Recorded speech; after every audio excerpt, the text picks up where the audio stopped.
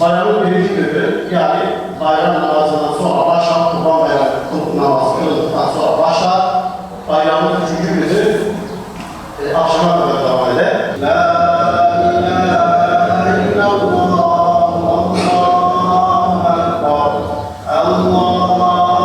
Ekber, Velillahi. Dinimiz bir müminin bir mümin ile üç günden fazla küs kalması, dargın kalması haramdır. Yani eskiden büyüklerimiz bayram geldiği zaman, yani havada ne kadar bir dargınlık, bir küskünlük varsa da mutlaka bayram günü namazda camiden çıkmadan önce barışırlardı. Aralarındaki o küskünlüğü bitirirlerdi. Kimle küsse o küskünlüğü sonlandırırdı. Kim mümine yaşanırdı. Onun için bu konuda inşallah içimizde, etrafımızda böyle dargın kardeşlerimiz varsa vesile olalım ve dargınlık ifade edip hayırlı bir işe sebep olan o hayır işlere gibidir.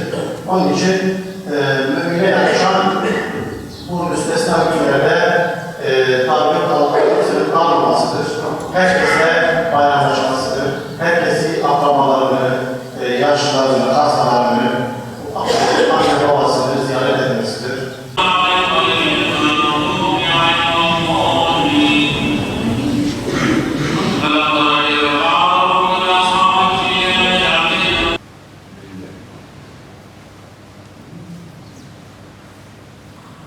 Allahu Ekber.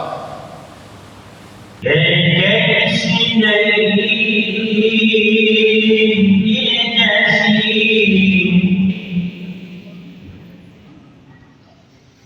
o gecin doğdu hayrun beşer, gördü neler, gördü bir acep ki güneş pervanesi.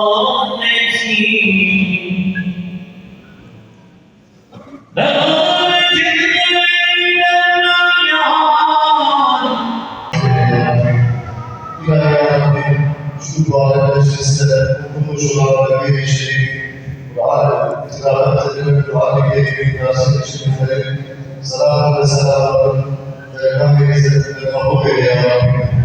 Yani ya Rabbi, 6 Şubat depreminde yaşadığımız büyük afette vefat eden bütün kardeşlerimizin hayata eklerini duası eyle ya Rabbi. 6 Şubat depreminde vefat eden kardeşlerimizi şehitler cümlesi